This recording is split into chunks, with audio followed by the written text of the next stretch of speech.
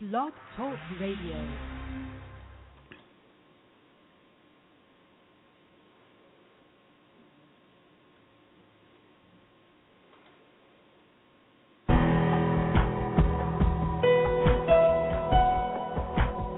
Welcome to our program on Kardec Radio. And now, here's our host, Dr. Vanessa Anceloni. Welcome, dear listener, to Kardec Radio. We are all about Victor Hugo's conversations with the spiritual realm. Can you believe it? The genius Victor Hugo, who has been bringing messages through the medium Divaldo Franco in Brazil for decades, as well as a previous medium, Zilda Gama. He also used to communicate with the spiritual realm when he was incarnated. And to tell us more about it, in the first translation of the communications that he received when he was incarnated, we have here the expert in the field, John Chambers, who is also the author of the very book, Victor Hugo's Conversations with the Spiritual World. So we have a lot to share with you. In this book, John Chambers shares with us the very dialogues between Hugo and discarnate entities such as Shakespeare, Plato, Galileo, and Jesus, as well as many ins and outs about life, the universe. We have a lot to share. There's so much, and we are here to nourish your soul.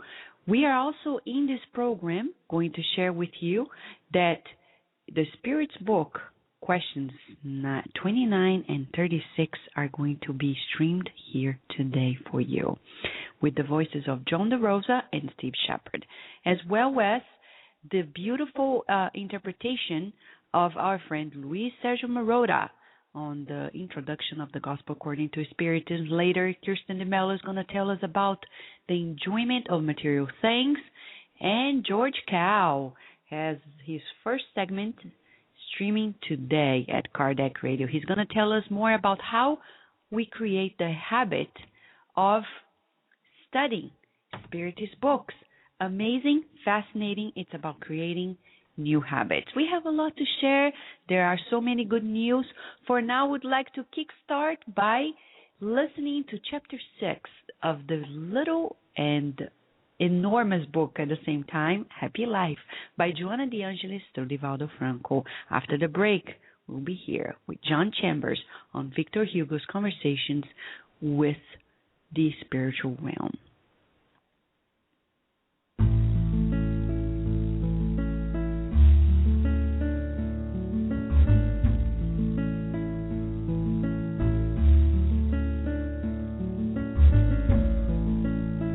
When in doubt, go with the attitude that is least harmful to your neighbor and yourself.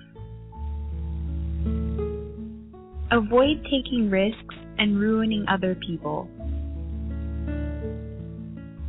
Act with serenity, sure in the knowledge that your gesture will resonate with others in accordance with the emotion and content it is imbued with.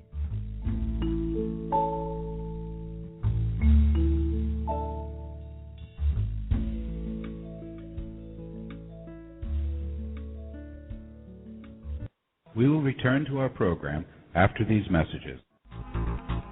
Available for purchase, the book, This Obsession, psychographed by the medium Francisco Cândido Xavier. In this book, the spirit André Luiz recruits new groups of workers of goodness whose intent is to aid in the readjustment of those no longer in the physical plane. Learn more by purchasing your copy at www.sgny.org.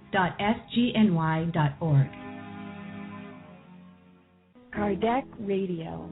Live every Saturday at 11 a.m. Nourish your soul with Kardec Radio.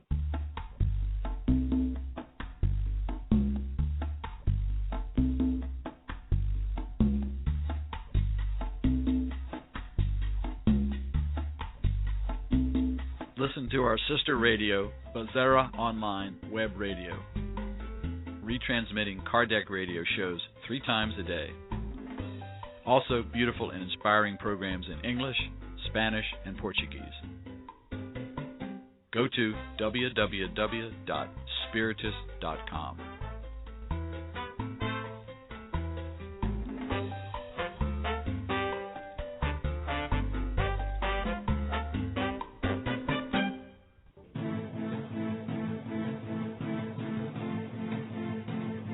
The International Spiritist Council is organizing and promoting the 7th World Spiritist Congress, which will be held in Havana, Cuba on March 23rd through the 25th of 2013. The Congress theme will be Charity and Spiritual Education in Building a World of Peace. 150 years of the Gospel according to Spiritism. For more information, please visit www.7cem.org. And now we return to our program. Dear listener, we are here to talk about Victor Hugo's Conversations with the Spirit World, a literary genius hidden life. Can you believe it? We Spiritists already knew about it, but many people didn't know of it in the world. Recently, we had at the Oscars great reviews about the very masterpiece of Victor Hugo, Les Miserables, and there is so much more to know. To know that he was actually interacting with the spiritual realm. And Allan Kardec himself, at the introduction of the Spirit's book, he talks about spirit communications with humans can be either concealed or direct. Concealed communications that are undetectable in a physical sense occur through the good or bad influence they exert on us without our even suspecting it. And it depends on our own judgment to distinguish between their good or bad inspirations. Direct communications occur through writing, speech, or other physical means, usually by way of mediums who serve as their instruments. So question here, who was the medium when Victor Hugo communicated with spirits such as Shakespeare, Plato, Galileo, Jesus, and others? We want to know more about it. That's the reason why we are here, honored by the presence of John Chambers, who is the very author of the book, Victor Hugo's Conversations with the Spirit World. Thank you so much, John, for being with us today at Kardec Radio. Thanks. Thank you for having me. John, it's so exciting because we in the Spiritist movement, we simply appreciate so much the work of Victor Hugo, and getting to know that there is a book with the very translations of the conversations he had with the spirits is fascinating. But how did you get interested in the works of Victor Hugo, and especially in particularly the communications with the spirits?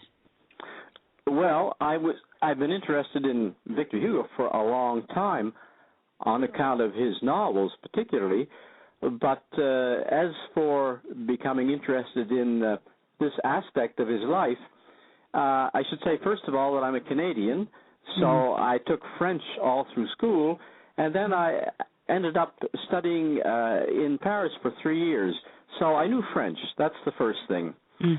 The second thing is that maybe 20 years after I returned from Paris, I became a journalist, and a journalist in Connecticut, and I got very interested in paranormal phenomena, especially channeling. And then I found out, in the course of pursuing my career as a journalist, I discovered that there lived in Connecticut, not far from me, a famous poet named James Merrill, who had just published a book of poetry, all of which was based on his experiences with an Ouija board, with channeling spirits. This apparently was a very good book of poetry. It won the Pulitzer Prize. So I decided to go see Mr. Merrill. My wife and I went to his house in Stonington, and he regaled us with all kinds of stories about his own experiences with the spirits. He gave us a demonstration using his Ouija board, and I said to him at a certain point, how many other writers do you know of, successful writers, do you know of who've had an experience like yours, who have, let's say, collaborated with the spirit world to bring out prose or poetry? And he said, well, there's Victor Hugo. I said, really? And he said, yes. And he brought down from his shelf a book in French, published in 1923, which was really the first collection of the transcripts of some of the seances. And he let me have a look at it, and I was rather fascinated. And I said, has this been translated in English? And he said no. And I said to myself, well, I know French, and this is my field of reporting. I'll translate that book someday. So that was about 30 years ago, and 20 years after that, I did translate the book. And I brought it out in a first edition was called Victor Hugo's, well, let me think now. The first version was Conversations with Eternity, the forgotten masterpiece of Victor Hugo. That was, I should add that was translated into a number of languages, including Portuguese. So those who are interested can buy a beautiful edition of the first edition of the English language book in Brazil, published by Madras. I dare not give you the title. I don't know Portuguese, but Conversando com a Eternidade. Great. Etc. Victor Hugo. It's available in Portuguese. Now, that was the first edition, and there were quite a few errors and omissions in the first edition. So I continued to revise it, and then I was really happy when in 2008, Intertraditions agreed to bring out a second edition, which is really almost another book.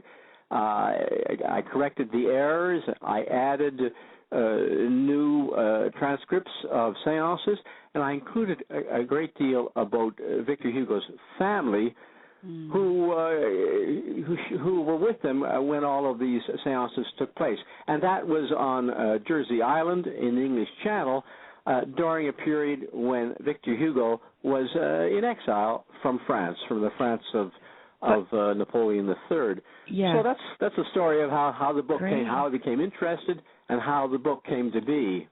That's wonderful. But how then did Victor Hugo get into spirit communication? Well, Victor Hugo lived in France during a time when there was a sudden, huge outburst of interest in channeling, and I know that you and your readers know all about, listeners know all about this. Hugo was in Paris when the tremendous interest in spiritualism came to France from England. It had originally come from the United States, and very quickly in France there appeared the Kardec and the Spiritist movement, and the attaching of a belief in reincarnation and the attaching of the belief in the perispirit, I think it's called, to the less rich concept of spiritualism that was then very popular in England.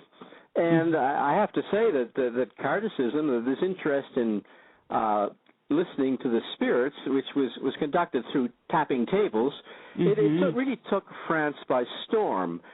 Everybody got into it, aristocrats, scientists, Napoleon III, millers, tradesmen, everybody got into the tapping tables. It was really a rage, quite the rage. And that Hugo was there at the time. Became a little bit caught up in it, not so much. But then in 1852, when he went to the Channel Islands, then he became extremely interested. That's the first part of the story, anyway.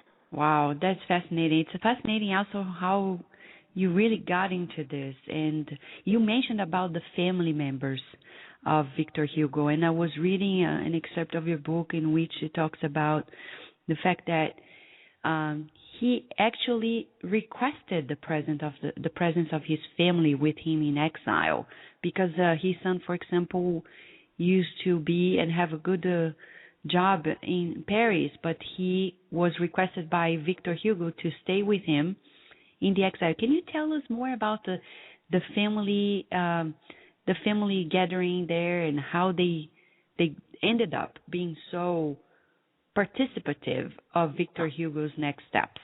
Okay. Hugo asked his family to come to Jersey Island with him as a gesture of solidarity. Mm-hmm. You should know that at that time, in 1852, Victor Hugo was practically the most famous writer in the world. Mm. Certainly, he was an iconic figure in France, an iconic figure in Europe, and this was because he had written The Hunchback of Notre Dame, which was extremely popular. Mm-hmm. He had written numerous volumes of poetry, which were much loved. He had written dramas that had revolutionized French theater, and he was a member of Parliament who had stood up against Napoleon III, who was a properly elected politician who then, in a coup d'etat, through various stages, and finally with the coup d'etat, took over the government. So Hugo finally had stood up to Napoleon III, and he was revered for that. So Hugo was an iconic figure, and he was also an iconic figure to his children. They kind of revered him, and they loved him. He was their father. He was slightly overbearing, demanding. He requested them to please come to Jersey Island with him as a gesture of solidarity, and they agreed. And they came, and they were very resentful at being there, but they stayed, although they could travel back to France from time to time, although Hugo couldn't. That's fascinating. So you can tell more about the personality of Victor Hugo through the studies and the translations you've done. What else can you tell us about the personality profile of Victor Hugo? Well, Hugo was he was a great genius. He was a torrent of creativity, a little bit overbearing, as I said, and extremely open to the political movements of the time. And the greatest political movement really was a sudden upsurge of republicanism. Countries wanted to break with royal families that had governed them, so there were revolutions in about beginning 1848. There were revolutions not only in France but in Italy and in Hungary. Hugo believed with these people in the necessity of freedom and of breaking away from government by the church and by royal families. So this was an important part of his temperament, I would say. When he came to Jersey Island, he joined with a number of other French refugees from Napoleon III, and also a number of refugees from those failed revolutions in Hungary and Italy. So Hugo was he was really all things, an extraordinary figure. I think I should say a little more about the children. Perhaps they weren't children anymore; they were all in their 20s.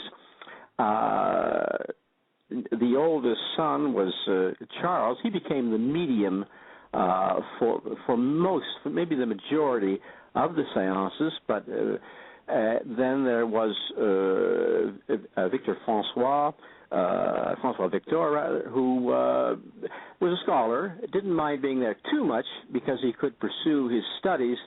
And during the course of Hugo's exiles in Jersey and later on the island of Guernsey, his son Francois Victor translated all of Shakespeare into French. So this was the first kind of definitive translation of Shakespeare into French, and for a long time this was the definitive edition of Shakespeare in France. Now not so much, but then for a long time it was the acclaimed edition.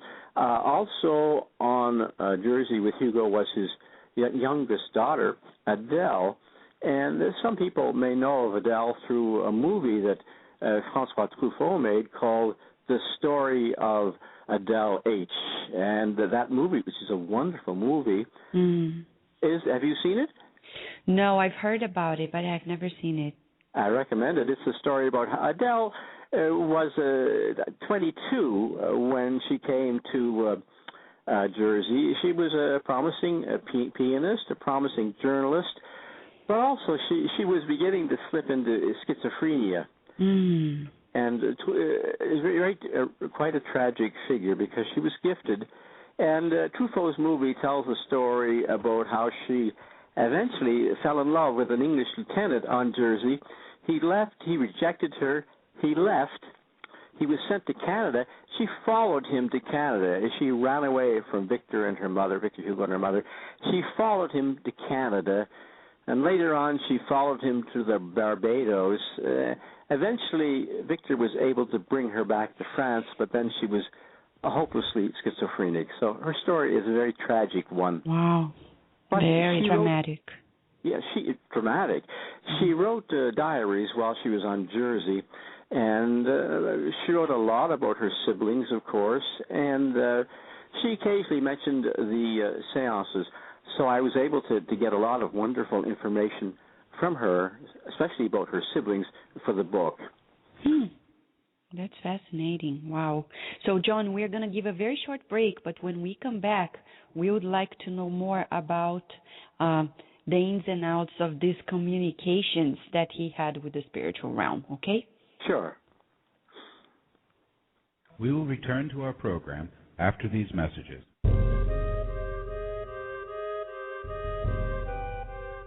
A new masterpiece has just been released by EDI CEI of America, Memoirs of a Suicide by Yvonne Pereira, a phenomenal book about what happens to suicides in the afterlife. Truly instructive, it brings greater hope that no one really dies or spends eternity in damnation. A true account of the mercy and providence of God. Buy your copy today at www.ediceiofamerica.com.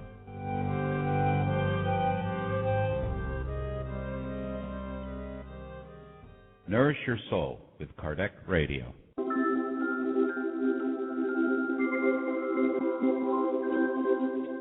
Come for the beautiful event sponsored by the British Union of the Spiritist Societies. It is the second British Spiritist Congress on May 11th and 12th at the Quakers Friends House in London, United Kingdom. For more information, please go to www.buss.org.uk.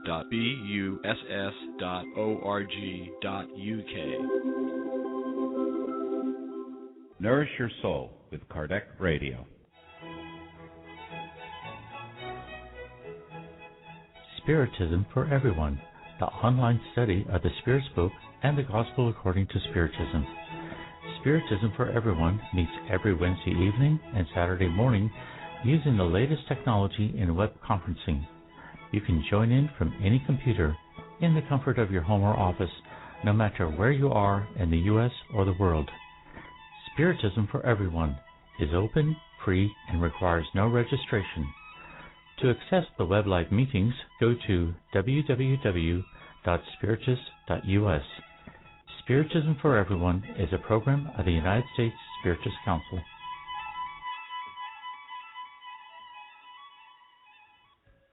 And now we return to our program. Dear listener, we are here having a most enjoyable conversation with the author, John Chambers, from the book Victor Hugo's Conversations with the Spirit World. It's fascinating, and we are getting to know more about the genius of the pen.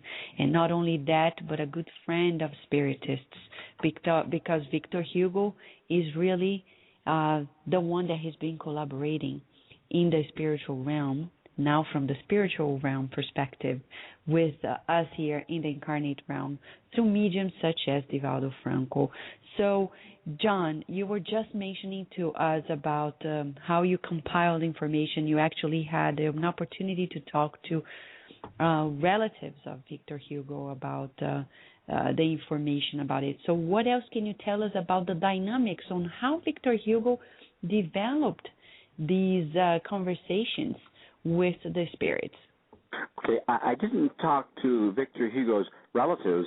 I read about his children in his daughter Adele's diaries. Mm-hmm. So I've never been in touch with course, because they were anybody in the family. Yeah. I wanted to mention that. And you asked me, how did it start for Victor Hugo? Well, he was on Jersey Island, and he wasn't much interested in the fact that interest in spiritism and lots of table tapping and communicating with the dead was taking place in France.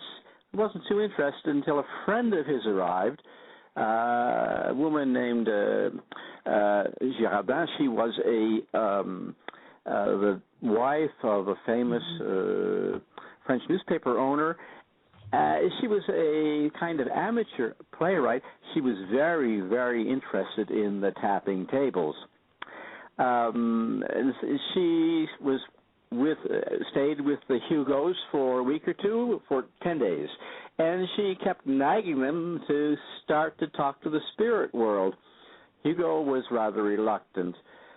Finally, she got Hugo and his family and a couple of Hugo's friends who were also political exiles to sit around a table, a big square table on the top of which was a small three-legged table.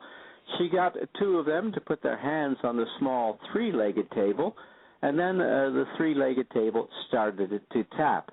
The code that had been had evolved for spiritists, people who were interested in this thing at the time, was 1 tap equals A, 26 taps equals Z.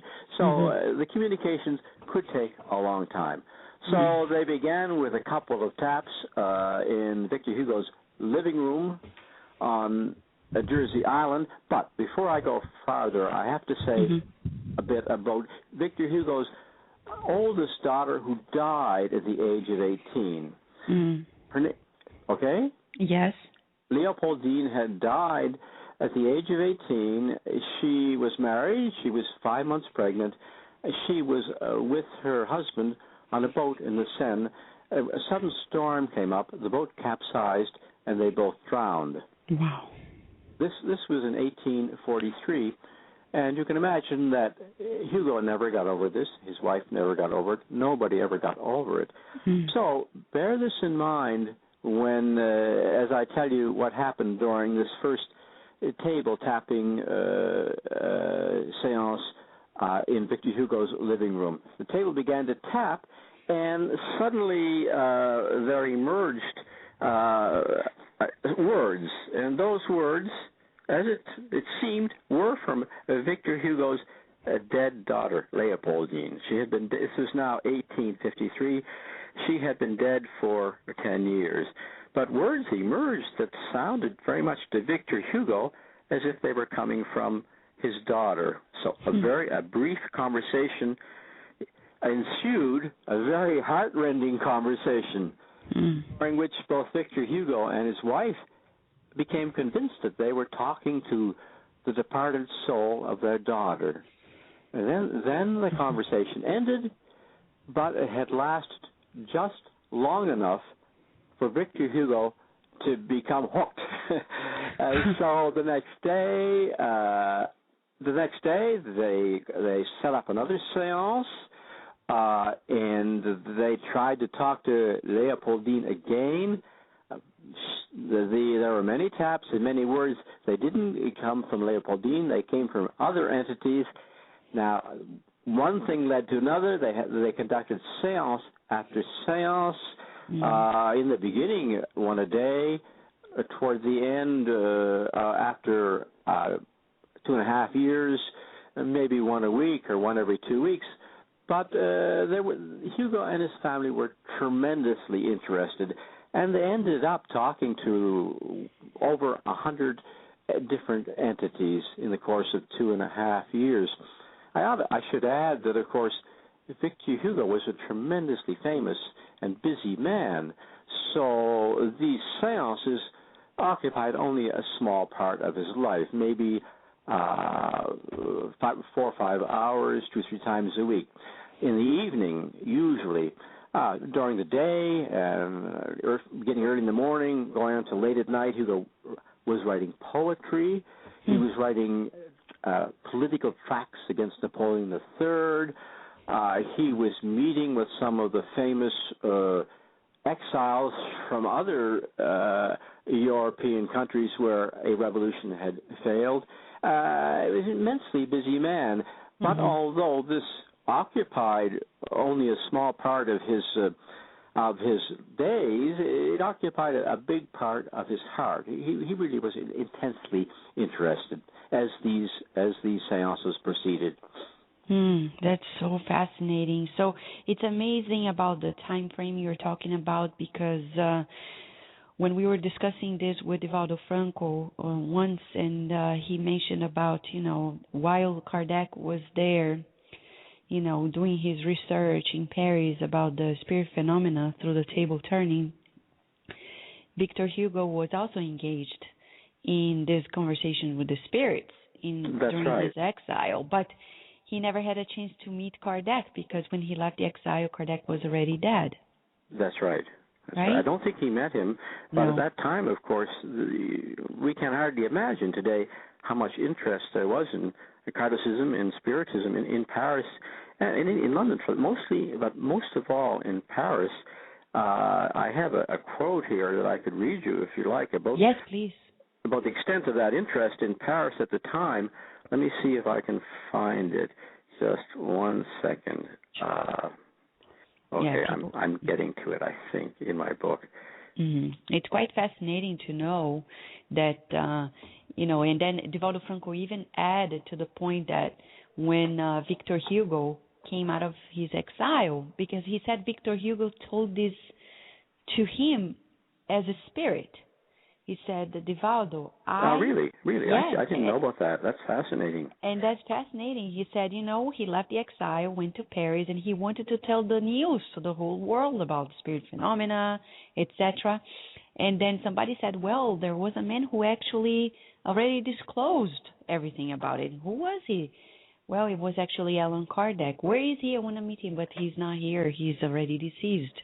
So he was kind of disappointed that he wanted to engage more and do more, and sometimes even, he said to Divaldo Franco, even be the first one to disclose the news about the ins and outs of the communication with the spirits, but it didn't happen. But apparently today he already talks to Kardec much more often than we imagine. I didn't know about that. I'm sure you know, and your listeners know, that there's a religious movement in Vietnam called Cao Daism, in which Victor Hugo is regularly channeled. And there are a couple of books in which not Victor Hugo, but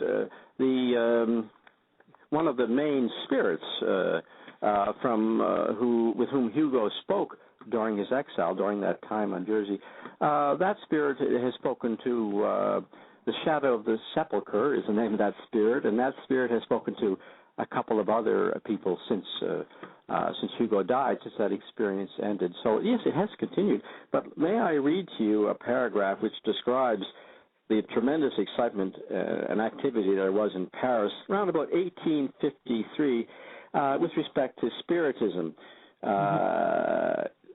I'm quoting from a book called Marvels Beyond Science, and here it is. It was a passion, and everything was forgotten. That is, in the pursuit of Spiritism, in an intellectual country whose drawing rooms were generally famed for the lively conversations held therein.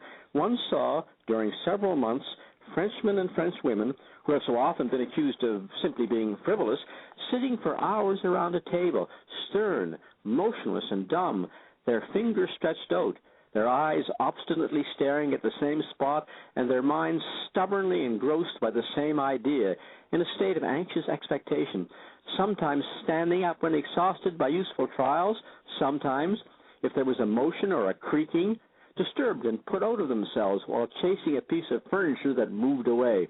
During the whole winter of 1853, there was no other social occupation or topic.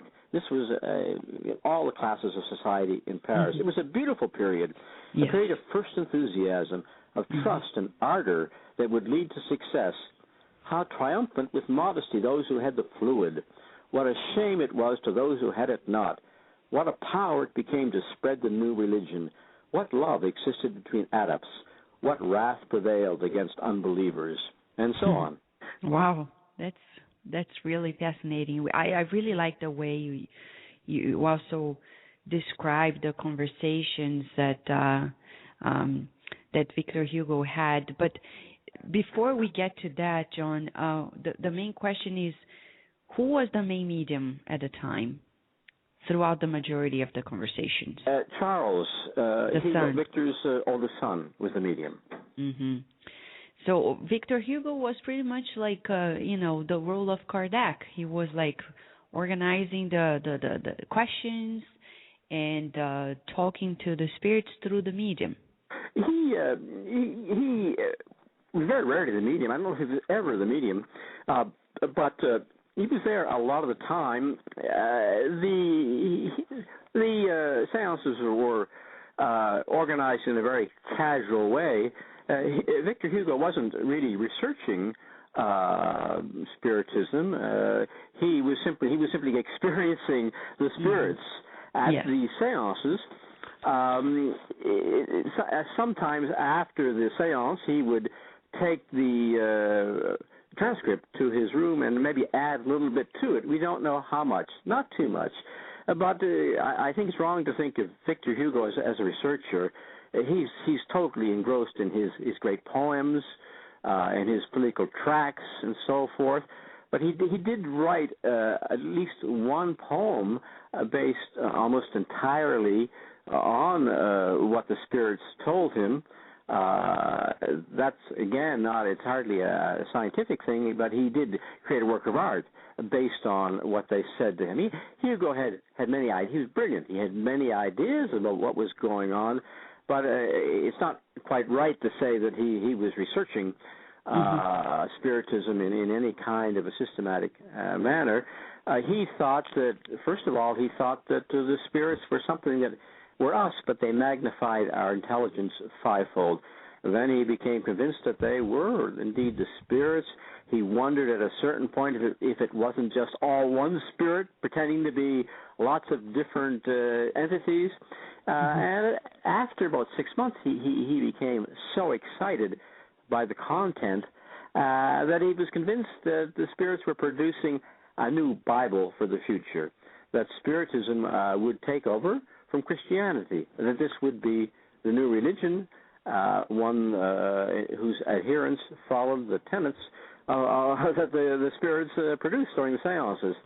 So Hugo is an excited, extremely brilliant participant, not really a semi-organizer. The seances come together fairly naturally. I understand. His son Charles is most often the medium, and Charles was a very reluctant medium. Charles himself was a writer. He was a journalist. Very, very kind of overshadowed by his father, maybe a little bit blocked by his father's greatness. Charles didn't much like to show his father his own work, Charles' work. And I should add, perhaps, that one of the ways in which skeptics, put down Hugo's experiences on Jersey Island is that they say, well, Charles was mostly the medium, and Charles chose this way to express his greatest works of art. He could express them in this way, and thereby not seem to rival his father, not seem to challenge his father, and so on. So an argument is made that this is half consciously, half unconsciously, that these seances are all the product of Charles's creative imagination, his own artistic creativity, but there is a response to that. And it's that Charles's own writings, what he got published, and later on he left Jersey and had a lot of articles published and even had a novel published. Charles's own writings don't at all come up to the level of the words of the spirits during the seance. So it's a complicated story. But Charles is the main medium, and Victor is around much of the time. He's sort of semi-organizing, not a researcher, just a kind of fascinated, almost stunned participant in the seances. And that's very good too, because as we understand about the dynamics of spirit communication, the more natural, the less really planned out, the easier it becomes for spirit communication. Because as you said, there are several different types of spirits, and this is one of the things that Kardec mentioned. When a single spirit is the one that takes over, it's a little bit, it's almost like a red flag. In Victor Hugo's experiences there, you can tell that there were so many different types of spirits that were coming through, from less famous or family members to really, really renowned ones, such as Shakespeare, etc. So what can you tell us about the main highlights of conversations, for example, with Plato? Because we know in Spiritism that Plato is one of the forerunners of the Spiritist ideas. Well, first I should say that there were 5 different kinds of spirits came to Hugo and his family and his friends through the tapping tables. They were the spirits of the souls of the dead, the spirits of deceased famous people, and then there were spirits who had never taken life. And one of the most prominent of these was a spirit called the Shadow of the Sepulchre. And if anybody was in charge, the Shadow of the Sepulchre was, but he wasn't around very much. He does seem to have been a kind of control of some sort. So, secondly, spirits who had never taken life. Thirdly, animals, and famous animals that are associated with important points in mankind's history. Well, maybe small points, but let's say emblematic points. The dove that Noah released from the ark comes comes through the tapping tables. Balaam's ass is a kind of philosopher who talks a lot. Anyway, that's the third level of spirits. Fourth level, just plain abstractions, criticism. Is an entity that's apparently comes through the tapping tables. India speaks at one point, the whole country of India. Ocean speaks at another point, and that's really quite fascinating. A fourth level of spirits, aliens, ETs. Hugo talks very briefly to, ostensibly, an inhabitant of Jupiter, and then he talks at somewhat more length to spirits who say they come from the planet Mercury. And these spirits even, or so the transcripts tell us, even channel drawings. A table, and a pencil is attached to the tapping leg of the upper table, and that pencil sketches out drawings of the Mercurians, drawings of the planet Mercury, and so forth. So you have a fourth level, a really kind of amazing level in which aliens speak through the tapping tables. And of course today, over the last 20 years, lots of books have been published of material ostensibly channeled from aliens, and amazing, interesting books actually. So another level is simply, sometimes ghosts come by, sometimes ghosts on Jersey Island come by and speak. So we have all these levels, and now you wanted me to talk about Plato. Yeah, I think. But I want to say something that it's fascinating about we may use different words, but it's so tangent to many aspects of Spiritism, because Kardec also had dialogues with spirits who came from Moser. Moser, for example, he said he was in an internship in Jupiter, and he described. Yes, I know that. Right? And I think that the spirits tell Hugo the same thing, actually. And this is fascinating. In fact, they claim that Mozart, who is on Jupiter, is soon going to return to Earth and become part of a new spiritual movement.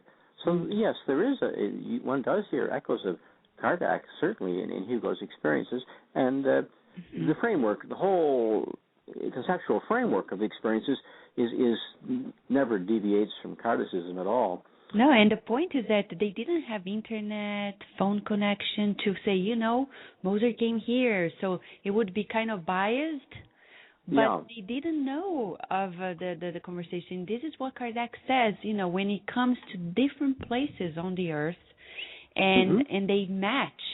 So it brings a stronger evidence of the fact in itself.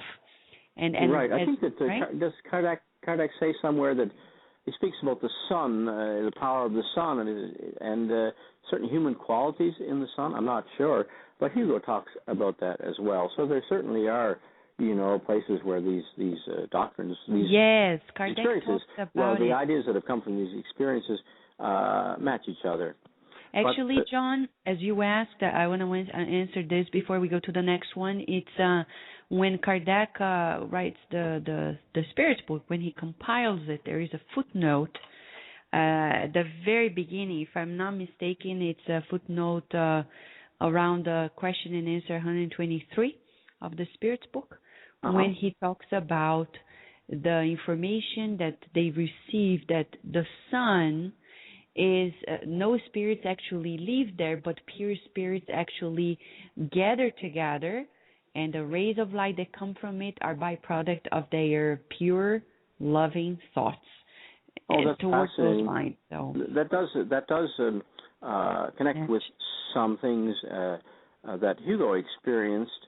The spirits talked to Hugo and his friends and family about a universe filled with, our universe is filled with either worlds of reward or punitary planets. It seems as if on some planets there's the majority of the souls are the souls of the blessed. On other planets, the majorities of the souls are the souls of the damned, or those who have lived badly in a previous lifetime. And the connection with Kardec is that these planets seem to spread out from the sun in such a way that the planets with the greatest number of pure souls being rewarded in this lifetime, are closest to the sun. And the farthest out you get, kind of more damned are the inhabitants of the planet. This is kind of complicated, and there are contradictions. It seems to me that Jupiter should be dwelling much farther inside the solar system, but there certainly are, similarities here. Fascinating. It's fascinating, and I want to give a reference for those who read the Spiritist magazine. Just go to thespiritistmagazine.com, and you can read the digital form of the magazine. The whole cover page is Moser, and there we have the whole translation of the dialogue between Moser and Kardec through the mediums at the time. All right, so Plato, John. What are the main highlights for you on the conversations Victor Hugo had with Plato? Well, there weren't many conversations with Plato, I don't think, and maybe just a couple. And I don't know if it was really Plato or not. You get the feeling that these spirits are taking on, pseudonyms. But the gist of what Plato says is really connects up with what some of the other spirits say at much greater length, what Galileo says at much greater length, and what a spirit called Death says at much greater length. And that is that when we fall asleep, first of all, when we die, we do join up. We do meet again the spirits of our loved ones who have preceded us. We are in total contact with them. We almost meld with them. And that is because all is one in the universe. But so Plato says that, and then he alludes to other philosophies expressed by other spirits during Hugo's experiences, that when we fall asleep every night, our soul enters astral realms where it becomes powerful and where it travels all over the astral spaces, learns all kinds of things.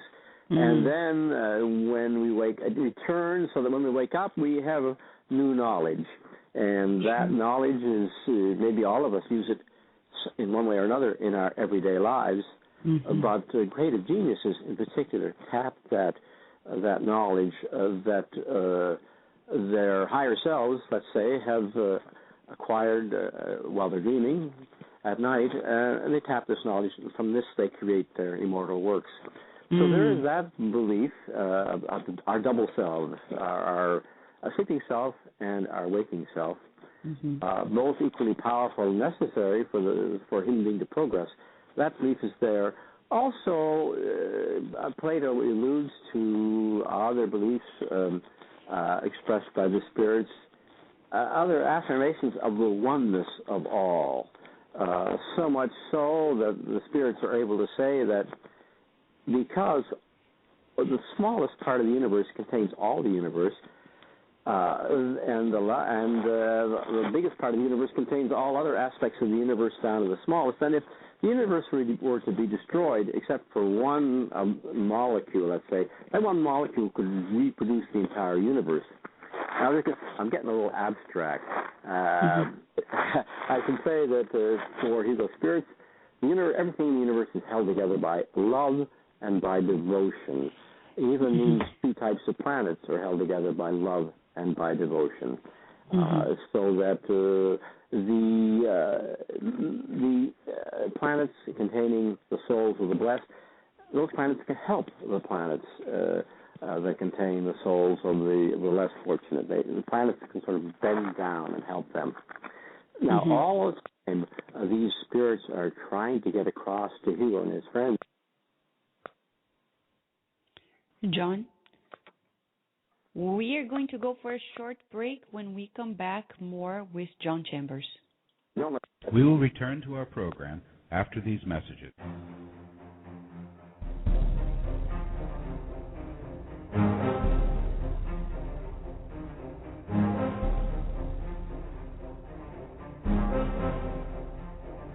The United States Spiritist Council invites you to the 7th U.S. Spiritist Symposium to happen on April 20th in Fort Worth, Texas. The theme of the year is Life in the Spiritual World, the works of Andrea Lewis. More information at www.spiritistsymposium.org.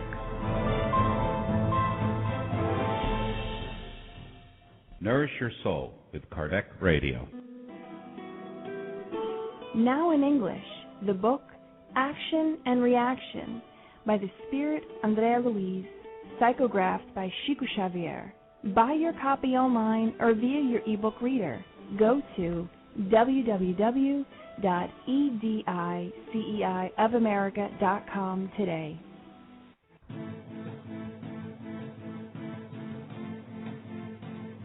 The International Spiritist Council is organizing and promoting the 7th World Spiritist Congress, which will be held in Havana, Cuba on March 23rd through the 25th of 2013. The Congress theme will be Charity and Spiritual Education in Building a World of Peace.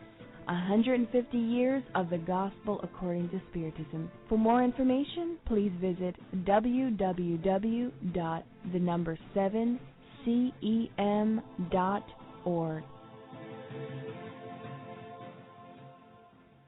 And now we return to our program.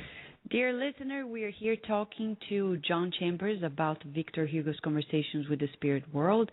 John, you were just mentioning about when we lost you, you were talking about the beautiful teachings that Plato brought in, and they are, I must say, very matching with the information that Kardec brings in. It's amazing about how compatible the information is with the ones we had through the mediums at Kardec's team as well.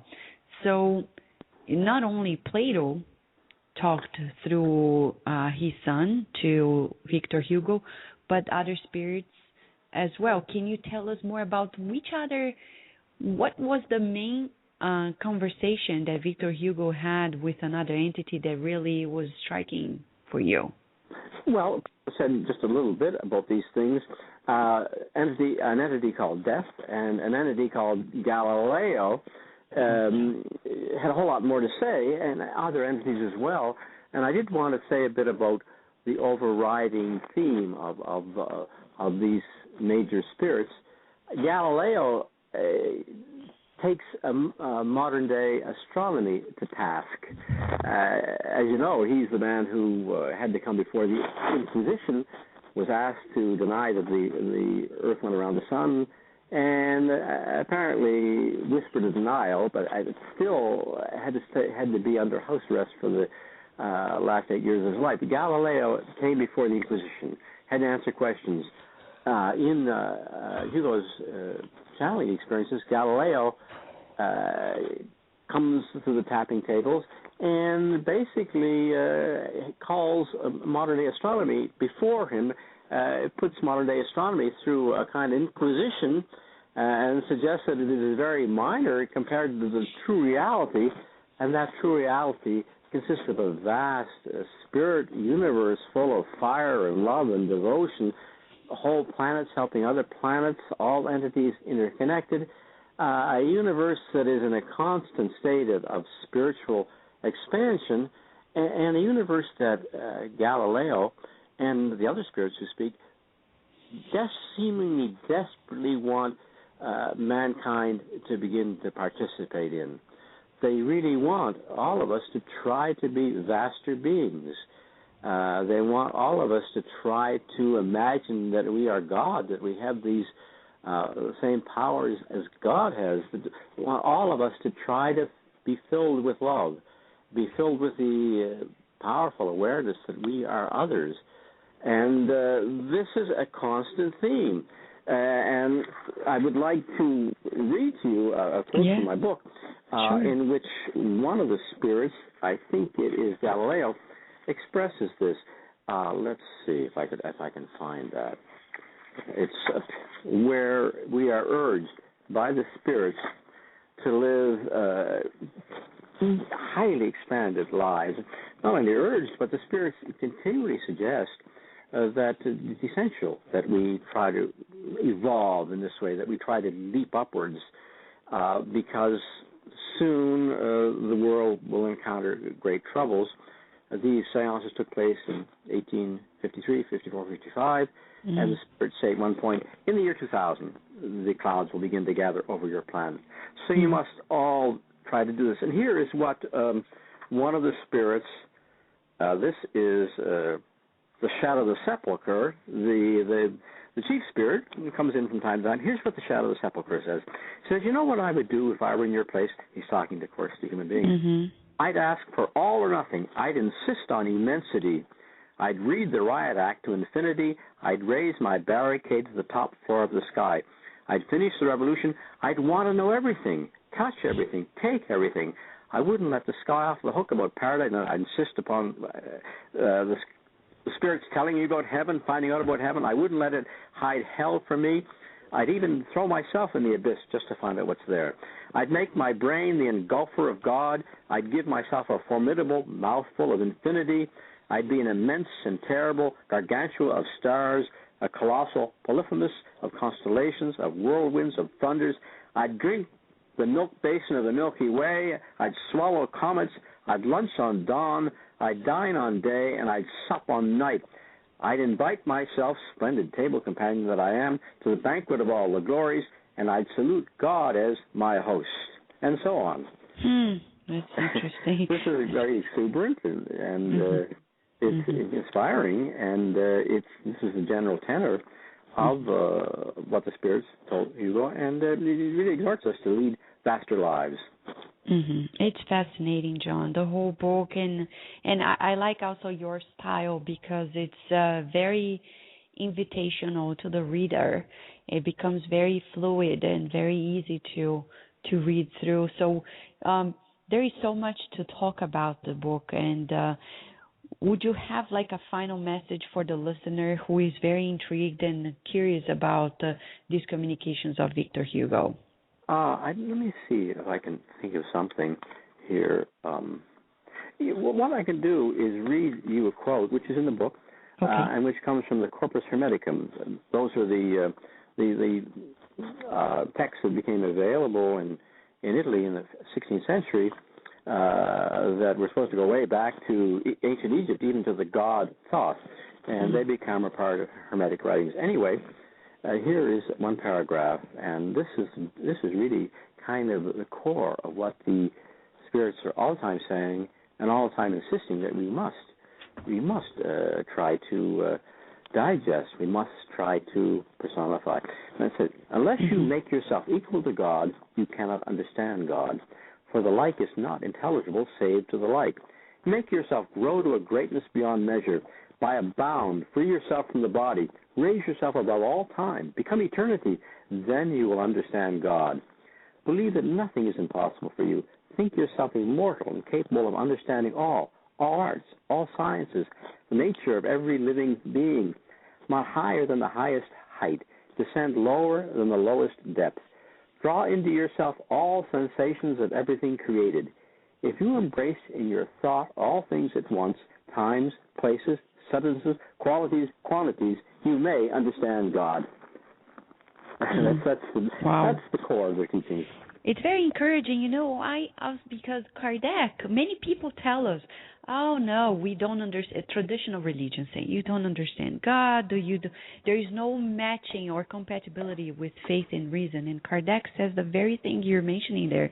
It's about, the possibility of raising ourselves to a higher level by using our very sensibility and our reasoning. So it's not blind faith. And we can reach using our heart above all, I think. Exactly. So it's fascinating, John. We are really grateful for your time here with us at Kardec Radio, and we really hope to have you more often. And we thank you very much for writing this book and bringing it closer to our audience today. Thank you. You're very welcome, and I hope we'll talk again soon. Yes, we hope so too. So, dear listener, we hope you have enjoyed. I know you wanted more. We did too, but time really flies. And we need, now, you buy the book. Go to Amazon.com and buy the book. John Chambers' book, Victor Hugo's Conversations with the Spirit World. There is so much there. And the fascinating aspect as well for all of us here at Kardec Radio is how much Allan Kardec was there dedicating to the research on spirit phenomena, and Victor Hugo was talking to spirit. There are so many matching points, and they didn't have internet at the time to exchange and make it biased. So it brings and reinforces to us that the phenomenon is really beyond what the physical eyes can see. Dear listener, there is so much. In a week, we are going to have here at Kardec Radio Dr.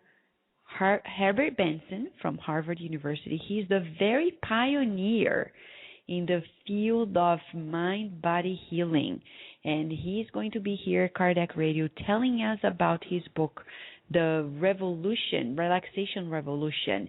It's the science of the mind-body healing. It's really fascinating because he's going to tell us that prayer, amongst other things, prayer can either activate or deactivate genes in our bodies. Can you believe it? There's so much for us to know. Before we go to the break, we want to open this beautiful segment now about Kardec Radio Responds.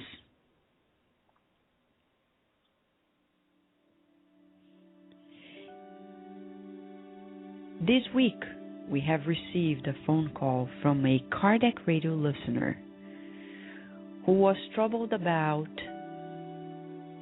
her 10-year-old son, feeling and believing that the 10-year-old son had some form of mental disturbance of obsession. We have brought in this very moment here at Kardec Radio Response to share with you. If you have a child who feels hyperactive, who feels that they are really unsettled in their minds, the best recommendation for you is combine spiritual therapy with psychological medical therapy. Find a good therapist first. We have had here at Kardec Radio Show good therapists such as Randy Kale, and you can go to his website, terrificparenting.com, and he can talk to you over the phone, give you tips and hints about what to do with your child's behavior and how to change it. But also we would recommend that you Google a Spiritist Center near you, because then a Spiritist Center will be able to bridge the possibility of a treatment for you, for your child, and you find greater peace of mind in regards to your very mission as a mother, as a father. If you have other questions, you can always send questions to Kardec Radio at kardecradio@gmail.com or kardec@kardecradio.com. Dear listener, we can also share with you that the Spiritist magazine is available digitally free. It's there online, thespiritistmagazine.com. Fascinating articles from people all around the world, scholars in the field, telling us how to live a better life.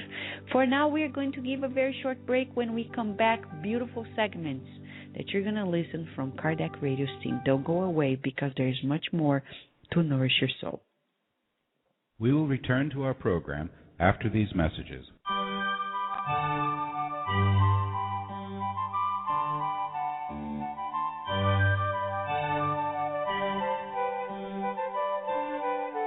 The third Spiritist Conference of Florida is happening on March 2nd and 3rd at the Covens Convention Center at the University of Florida in Miami. The theme is mediumship, a human attribute. Get to know more information and register at www.spiritistfederation.us.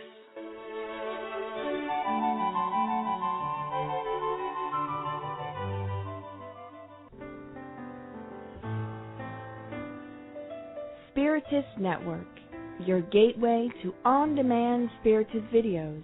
www.spiritistnetwork.com. Spread the word.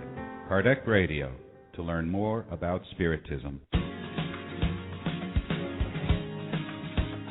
Want to find a good way to explain life after physical death to kids or teenagers? Check out the book Message from a Teen in the Spirit World by the Spirit Neo Lucio and psychographed by Hugo'S. In this book, a teenager named Carlos explains his impressions on the new life in the spirit realm with his discarnate relatives and new friends. Purchase your copy online at www.ssbaltimore.org.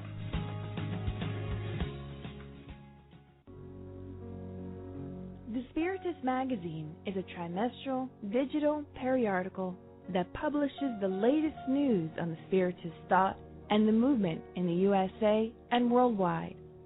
Subscribe now at www.spiritistmagazine.com.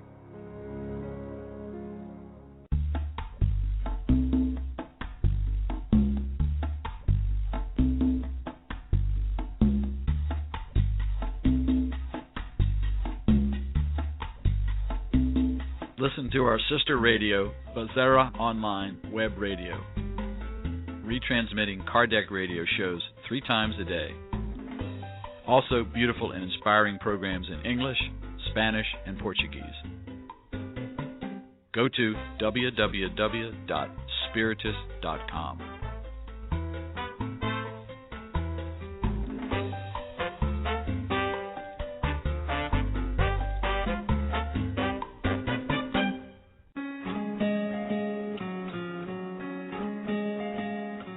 Book, A Primer on Being Good by the Spirit May May, psychographed by the medium Hugo'S, explains in simple language appropriate for children 2 paths in life, the path of good or the path of evil. God has granted us the freedom to choose either one. Purchase your copy online at www.ssbaltimore.org. Now we return to our program.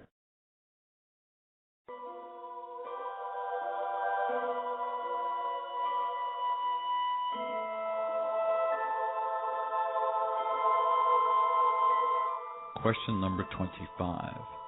Is spirit independent of matter, or is it only a property of matter, as colors are properties of light and as sound is a property of air? They are distinct from each other, but the union of spirit and matter is necessary to enable matter to act intelligently. Sub-question number 25. Is this union equally necessary for the manifestation of spirit? For you it is necessary because you are not built to perceive spirit apart from matter. Your senses are not formed to do so. Author's comments for question 25. In this section, we understand spirit to mean the intelligent principle rather than the entities designated by the name. Question number 26. Can we conceive of spirit apart from matter and matter apart from spirit? Absolutely, through thought. Question number 27. So, are there two general elements in the universe, matter and spirit? Yes, and over everything is God, the creator and author of all. These three elements comprise the principle of all that exists. They are the universal Trinity. However, to the element of matter must be added the universal fluid, which plays an intermediary role between spirit and matter, per se. Since matter is too dense for spirit to act upon it directly. Although from a certain point of view, this fluid may be regarded as part of the material element, it differs from it due to special properties. If it were simply matter, there would be no reason for spirit not to be matter too. It is placed between spirit and matter, yet it is a fluid, just as matter is matter. In its countless combinations with matter and under the direction of spirit, it is capable of producing an infinite variety of things about which you still know very, very little. By being the agent upon which spirit acts, the universal, primitive, or elementary fluid is the principle without which matter would forever remain in a state of dispersion. It would never acquire the properties given to it by gravitation. The author's footnote to the universal fluid. The universal cosmic fluid is the primitive elementary matter whose modifications and transformations comprise the innumerable variety of bodies found in nature. As the universal elementary principle, it offers two distinct states, etherization or imponderability, which may be considered the normal primitive state, and materialization or ponderability, which is in a certain way only consecutive to the former. The intermediary point is the transformation of the fluid into tangible matter. However, even then there is not a brusque transition, because our imponderable fluids may be regarded as a halfway phase between the two states. Allan Kardec, Genesis, International Spiritist Council, 2009, page 354. Subquestion number 27. Might this fluid be what we call electricity? We have stated that it is capable of countless combinations. What you call the electric and magnetic fluids are both modifications of the one universal fluid. Properly speaking, this fluid is a perfect and subtler matter that may be considered as being independent of matter per se. Question number 28. Since spirit is something in and of itself, wouldn't it be clearer and less subject to confusion to label these two general elements as inert matter and intelligent matter? Words do not matter much to us. It is up to you to formulate your language in a way that you can understand one another. The disputes among you almost always arise because you cannot agree on the meanings of the words you use. Your language is incomplete regarding things that do not touch your senses. Author's remarks for question number 28. One obvious fact dominates all theories. we see matter, which is not intelligent, and we see an intelligent principle that is independent of matter. Nonetheless, the origin of and connection between these two are unknown to us. Whether they have a common origin and necessary points of contact between them, and whether intelligence has its own independent existence or is only a property or effect, as some claim, or even whether it is an emanation of the divinity, this is all unknown to us. Matter and intelligence are distinct as far as we are concerned. Thus, we regard them as being two principles comprising the universe. Above these, however, we see an intelligence dominating and governing all others, and it differs from them due to its essential attributes. It is this supreme intelligence that we call God.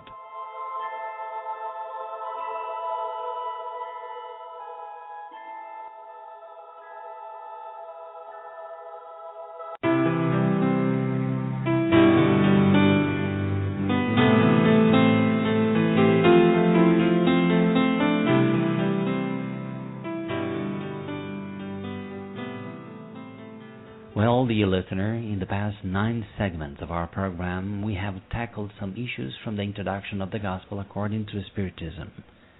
Here are some of the points we highlighted. Why the explanation of the spirits have proved more efficient than the ones incarnate theologians and religious people had brought up before. They, the spirits, had no such earthly interest, and therefore could come up with some principles and variables that worked as a key to our understanding of Jesus' life and doctrine. Kardec explains that the focus of our studies in the Gospel according to Spiritism is on the moral aspect. Why the moral aspect? Because all the other aspects and issues in the Gospel had been worked up by many of those who study the Bible to produce the focus on dogmas alone and their usual consequences, that is, fights, wars, and endless numbers of Christian denominations. We pointed out that Jesus clearly did not aim at dogmas, but on the contrary, he aimed at making it clear that loving God above all things and your neighbor as yourself was the most important law, and that we should avoid denying that law in order to accomplish minor laws. We brought Dr. Anton Zeilinger speaking on quantum physics just to illustrate the fact that when we have a new phenomenon to which classical explanations fail to do the job, several theories come from here and there, causing different segments and followers of those theories to come to a conflict. But eventually, when some key principles are unveiled, everybody can now get around the table and talk. This is the purpose of the Spiritist doctrine, and not the creation of a new religion, despite its religious aspect. Then we outlined the method through which Allan Kardec approached the idea of diving into the Spirit's teachings and the authority of those teachings. How what we call apostolic mediums are a great tool to access spiritual knowledge without so much interference of the cultural, personal characteristics of the medium. Then we outlined the method through which Allan Kardec approached the idea of diving into the Spirit's teachings and the authority of these teachings. How what we call apostolic mediums are a great tool to access the spiritual knowledge without so much interference of the cultural or personal characteristics of the medium. We showed passages from the Gospel that can help us follow the instructions of the apostles Paul and John when he says that we should not believe in all the spirits, but first we need to know if that spirit comes from God. We cited Dr. Sam Parnia and his renowned research on near-death experiences, saying that he studies the phenomena, but he could not take on account the subjective information that came through the phenomena. We explained that Kardec did that job. He assessed the physical phenomena, but also looked into the intellectual phenomenon. By doing so, he came across this wonderful, fantastic framework called Spiritist doctrine, which has not come from theological tables or academic rooms, but from the people, the mediums from all over the world. We spoke about the likeness of the Spiritist doctrine to the thoughts of Socrates and Plato, and explained that Socrates combated the paganism as well, for those who may think Allan Kardec was supporting pagan doctrines. We even pointed out that their doctrine resembles Jesus' doctrine in its main moral aspect. We showed a dialogue between Kardec and a Catholic priest. In it, Kardec explains that the focus of a spiritist must be the moral one, that spirits believing God, the afterlife, with the soul keeping their individual aspect, the free will, the punishment and rewards, and the law of love, as taught by Jesus. Having this as the main target, the other points come to help, but they cannot top these first moral principles. So we won't engage in religious fights as Jesus himself didn't. Then we compare the traditional so-called seance to a true spiritist mediumistic meeting and brought to you a passage of the Corinthians by the Apostle Paul, showing how to monitor a prophetic meeting and explaining that that is the way spiritists must deal with that subject. Well, my friend, we have only picked up on some highlights we prepared for you, but we are far from covering all the important points Allan Kardec was able to cover, so you should read it and study it yourself or in groups. From the next segment on, we will start working on the first chapter of this amazingly clarifying and comforting book, The Gospel According to Spiritism. Thank you so much.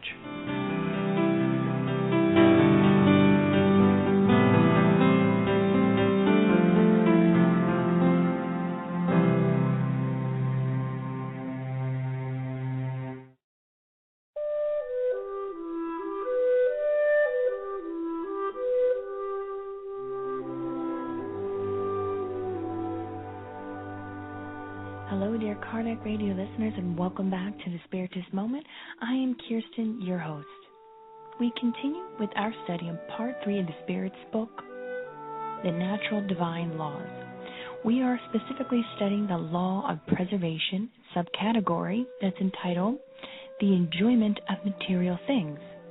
So the Spirits tell us in questions 711 through 713 why the enjoyment of material things is necessary for our preservation, or rather our self-preservation. And question 711 states the following: is the use of the fruits of the earth a right of all humans? And the spirits wisely answer, that right is a consequence of the need to stay alive. God would not impose a duty without granting the means to fulfill it. So a basic common need that we have as human beings to be able to utilize the fruits of the earth so our physical bodies can stay alive. But what is interesting in question 712 and in 713 as well, and the spirits also educate us that why God makes material things attractive. And the spirits answer us in question 712. They state to drive humans to fulfill their missions and also to test them with temptation. And we think about human nature, if something is not enjoyable, perhaps we would not go for it, or we wouldn't continue to go for it. So it makes sense, especially humans in their infancy, we tend to do things that are much more enjoyable, rather those things that are our obligations. So there's a purpose in the way that God has created everything in this life. There's a sub-question in 712 that states, what is the purpose of such temptation? And the spirits answer, to develop their reasons so that they may learn to keep themselves from excesses. So it's interesting. The spirits show us that yes, indeed, God creates material things and creates it to be enjoyable, to be more attractive, so we can utilize it to fulfill our missions, but also to test us. But not in that negative sense of testing. God wants to tempt us, but in a way to push us to evolve. Is also a process of our law of progress for us to be pushed forward and to continue to push ahead. In question 713, they do state the following: do enjoyments have bounds traced out by nature? And they answer, yes, to show you the limit of what is necessary. But through your excesses you bring on safety, and thus you punish yourselves. So we learn that, yes, God creates things to be enjoyable so we can fulfill the divine providence's laws and fulfill the designs of providence, more specifically as the spirits tell us, but also to teach us, to learn, to grow, and to build and develop our reason. So 713 is quite logical. If you eat too much, if you do something too much, you wound up getting sick and hurting ourselves. So therein lies the boundary that is traced out by nature, thus created by God. Something for us to think about, that there is balance in everything in our lives. And we should remember that although God makes things available to us, we still need to give them reverence and respect everything in His kingdom and all of His creatures. We encourage you to read these questions in the Spirit's book, dear friends and dear listeners from Kardec Radio. Be inspired, and as always, we wish you many blessings.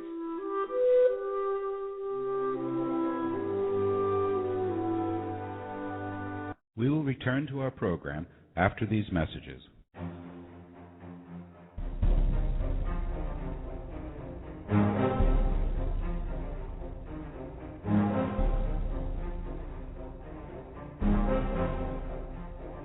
The United States Spiritist Council invites you to the 7th U.S. Spiritist Symposium to happen on April 20th in Fort Worth, Texas.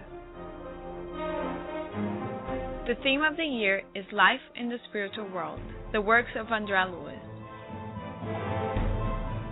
More information at www.spiritistsymposium.org.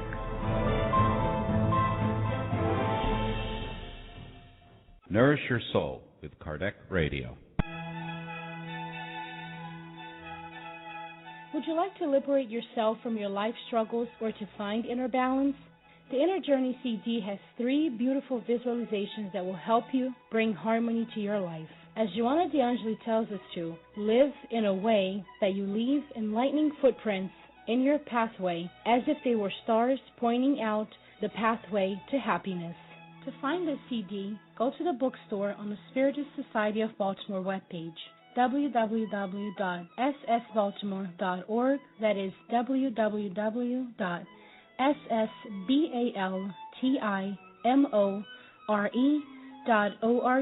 and start your inner journey today.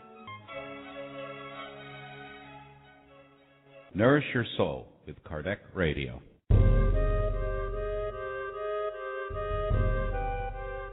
A new masterpiece has just been released by EDI-CEI of America, Memoirs of a Suicide by Yvonne Pereira, a phenomenal book about what happens to suicides in the afterlife. Truly instructive, it brings greater hope that no one really dies or spends eternity in damnation. A true account of the mercy and providence of God. Buy your copy today at www.ediceiofamerica.com.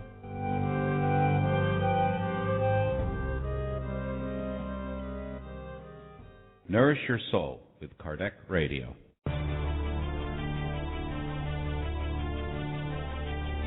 Now available for purchase, the book Chico Xavier, Medium of the Century by Guy Léon Playfair. This is the first biographical and critical study in English of one of the outstanding mediums of all time, through whom more than 450 books were received by automatic writing over a 70-year period, few of which, until recently, were available in English translations. Purchase your copy today at www.roundtablepublishing-uk.com. www.roundtablepublishing-uk.com. And now we return to our program.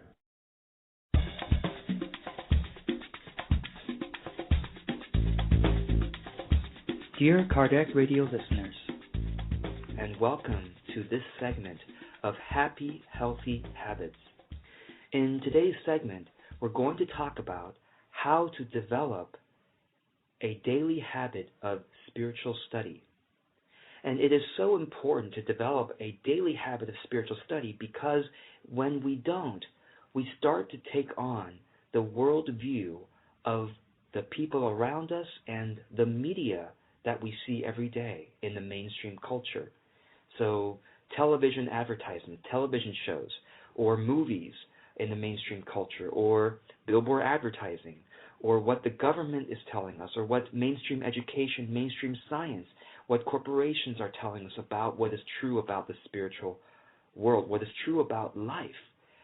And so it is so important for us to, on a daily basis, remind ourselves of what we know to be true about life and about the spiritual world, and to delve deeper into our understanding of that.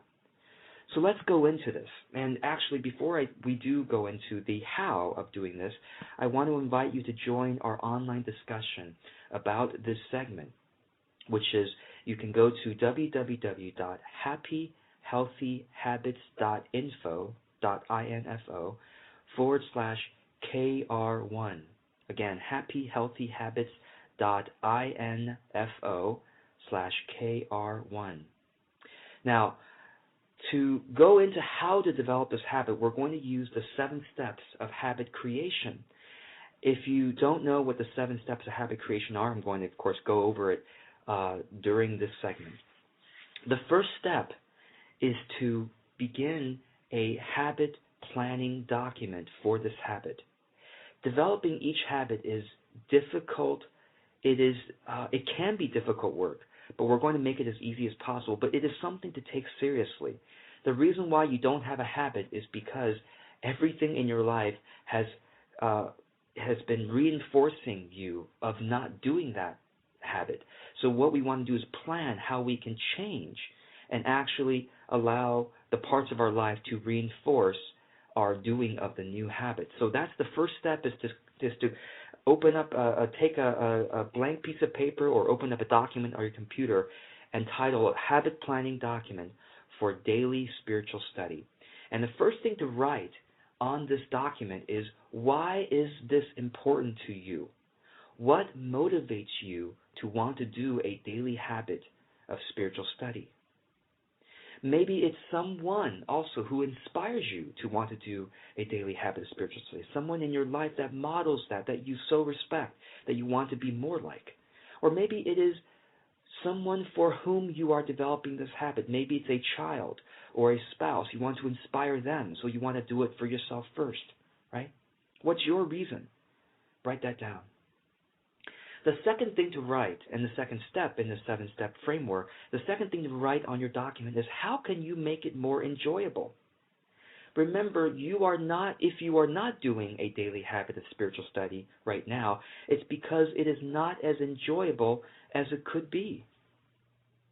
So a couple of examples how you can make it more enjoyable is to read something that is fascinating for you, or to consume some spiritual content that is fascinating for you, that makes you naturally want to study that or to consume that content. For example, recently for me, I've been enjoying the book Proof of Heaven by Eben Alexander. That's a fascinating book for me, and it's easy for me to develop a habit of spiritual study by using that book, to study that book, right? Or maybe it's by another way to make it more enjoyable for you is by giving yourself some kind of a reward. So, for example, like some kind of healthy snack after you do your spiritual study. So let's brainstorm. I would love to know how you make it more enjoyable for yourself to do spiritual study. Go to the web page for this segment, www.happyhealthyhabits.info/KR1. That's the number 1. So the third thing to write on your document, and really the third step to create your habit of spiritual study, is to write down what is going to be your sustainable path. The sustainable path. What is going to be your sustainable path for developing this habit of spiritual study? It has been shown time and again that human beings, if we experience failure at the beginning of learning something new, we are extremely likely to quit and not continue on learning that new thing or creating that habit. So you've got to make it easy on yourself, especially in the beginning. Remember, at the beginning of learning a new habit, adherence to doing it, adherence is much more important than how well you do that new thing or how much you study. Okay, so again, at the beginning of creating this habit of daily spiritual study, it's much more important that you actually do it every day or on some kind of regular basis that you determine than how much you read or how well you do that habit. It's more important the fact that you do it. So how will you plan this habit so that it is easy for you to adhere to it? For example, will you read you can either say, I'm going to start by reading for just 3 minutes each day. Okay, easy enough, or 1 minute.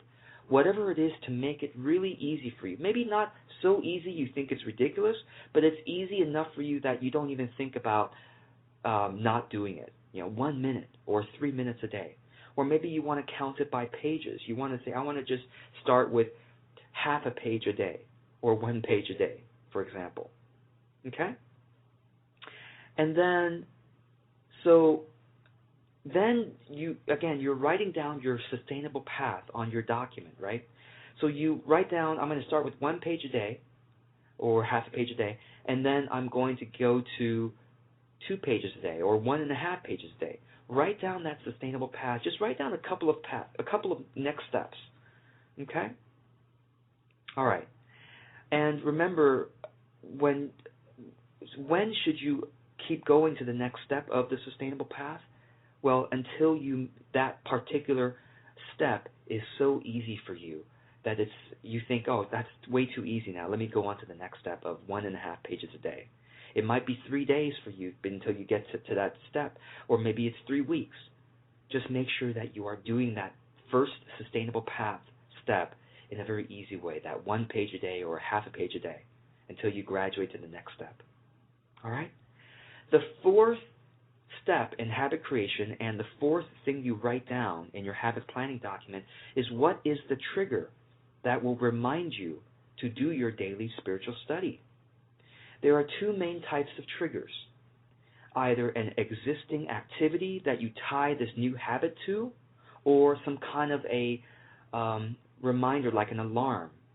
Alarm on your smartphone, or you put it on your calendar, you schedule it into your calendar. So let's talk briefly about these 2. Existing activity. What can you tie your daily habit of spiritual study to? Some activity that you already do every day. So maybe it's when you eat your breakfast, you'll do your daily habit of spiritual study. Or maybe it's before you eat your lunch. Okay, I'm talking about things I know probably we all do every day, right? We all eat every day, right? Maybe it's during a particular meal or before a particular meal, or maybe it's before we brush our teeth at night. Hopefully that's all of us. Hopefully all of us brush our teeth at night, and that's another existing activity you can tie your spiritual study to. Okay? Remember, make it easy on yourself. Make it easy on yourself. So, for example, if you tie your spiritual study to before you go to bed every night, that might not be easy because you might be very tired by that point. Or if you say, I'm going to do my spiritual study first thing when I wake up, that might be difficult for you too because you might be really tired in the morning. So remember to tie it to an existing activity that's easy for you, or if it's not easy for you to tie it to an existing activity, if it's not easy for you to be reminded of it, then you could set an alarm for some kind of ideal time each day for you to do your spiritual study. So put it on your smartphone to set a daily alarm, or put it on your calendar. If you follow your calendar every day, then you schedule it as a recurring item on your calendar every day. Make it easy for you to be reminded and to do that easy step. Step number 5 is tracking. How will you track the fact that you are actually doing it every day? This is very important for you to know that you are actually making progress. And it feels good for you to track it. So, for example, you might have a wall calendar, a calendar that you look at every day or on a regular basis, and you put a check mark if you did your spiritual study that day. Or you might start a spreadsheet for you to track it if it's easy and if you like using spreadsheets. Make it easy and fun for you to track that you are doing that activity every day. It makes it kind of a fun game for yourself to track this, and it's very, very important for you to see your own progress. Step number 6, and the 6th thing to write in your document, is for you to write that you have done some intentional practice before you embark on your journey of creating this habit. So intentional practice, for example, is visualizing yourself doing this habit during the time or day, during the time of the day you have planned to do it, and visualizing yourself tracking it. Just taking even half a minute to visualize this and write it in your document. Yes, I have visualized this for 1 time or for 2 times or for 3 times. It's very, very helpful to do this intentional practice, or to open up the book that you're going to be reading. to do some intentional practice before you then embark on your daily journey of this habit. Okay, while you're planning to do this intentional practice. Finally, the seventh step is accountability. And accountability means to whom will you share that you are going to be doing this. It is so helpful because we human beings are social creatures. It's very helpful that you know somebody or some group of people are expecting you to be doing this and to be reporting to them on a regular basis, like once a week, that you report to a particular group of people that you respect and that you trust. And it's accountability, but it's also inspiration for them to know that you are working on yourself, and it inspires them to do the same. Now, I invite you, if you want to use our online community at happyhealthyhabits.info, feel free to join us there, happyhealthyhabits.info, and then for this particular segment, /KR1, if you want to use our community for accountability. So in further segments, we'll talk about more happy, healthy habits, and I look forward to joining you at that time. Thank you for being part of this community and for listening to this segment.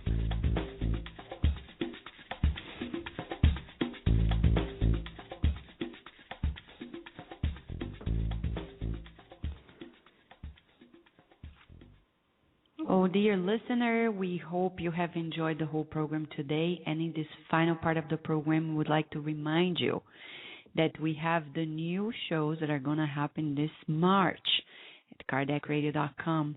In the upcoming week, we have Dr. Herbert Benson from Harvard University. He is the very leading force in the mind-body science in the world. And he's going to be here with us telling about his very book, Relaxation Revolution. There is a stress response in the body, but there is also what he called a relaxation response. He talks about much research that can help us live and lead a better life. Much of what has been told to us in the Gospel according to Spiritism, caring for the body and the spirit. Dear listener, we hope you have enjoyed, and right now would like to wrap it up with a prayer. But before the prayer, a beautiful message from the very Gospel according to Spiritism. It's chapter 11, Faith and Charity, by a Spirit Protector. My dear children, not long ago, I told you that charity without faith is not enough to maintain among people a social order capable of making them happy. I should have said that charity is impossible without faith. Actually, you can find generous impulses even among people without a religion, but that austere charity that is practiced only through self-denial, through a continuous sacrifice of all selfish interest, can occur only if there is faith to inspire it. For nothing except faith can enable us to bear the cross of this life with courage and perseverance. Yes, my children, it is in vain that, eager for gratification, people delude themselves about their destiny in this world by pretending that it is permissible for them to concern themselves solely with their own happiness. Of course, God has created us to be happy in eternity. Meanwhile, earthly life ought to be used exclusively for our moral improvement, which is easier to accomplish with the help of the physical organs in the material world. Without taking into account the ordinary ups and downs of life, the diversity of your tastes, your tendencies, and your needs, earthly life is also a way of perfecting yourselves by practicing charity, for it is only through mutual concessions and sacrifices that you can maintain harmony among such diverse elements. You would be correct, however, in stating that people are meant to be happy in this world if they would seek happiness not only in material pleasures, but in the good. The history of Christianity tells of martyrs who went joyfully to their deaths. In order to be Christians in your society today, neither death by martyrdom nor the sacrifice of your life is needed, but only and merely the sacrifice of your selfishness, pride, and vanity. You shall triumph if charity inspires you and if faith upholds you. Now we invite everyone who is there and kindly awaited for us to come back to pray together.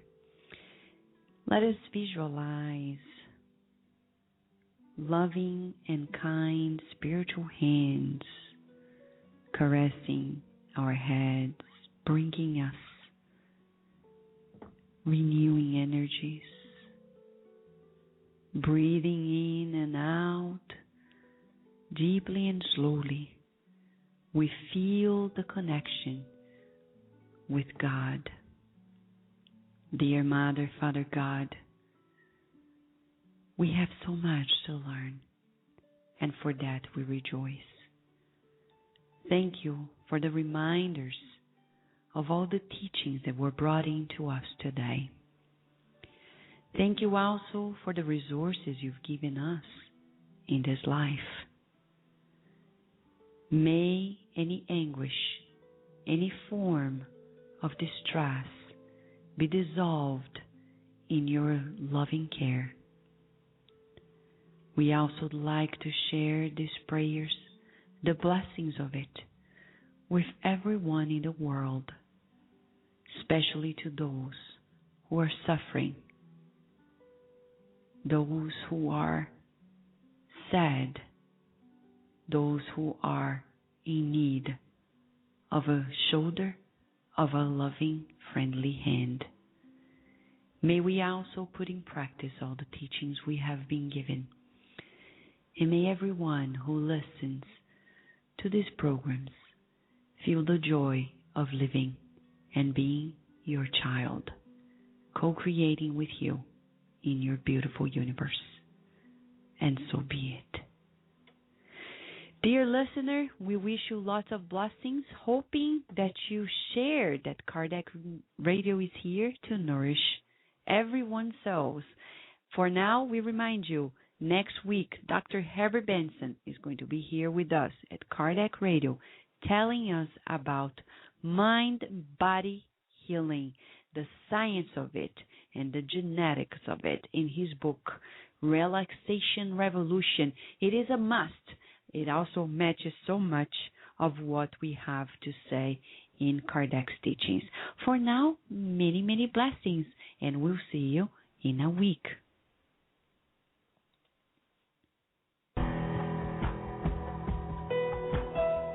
Thank you for listening to Kardec Radio, broadcasting live every Saturday morning at 11 a.m. Eastern Standard Time. Email us and share your comments at www.kardecradio.com. Until next time, we wish you many blessings.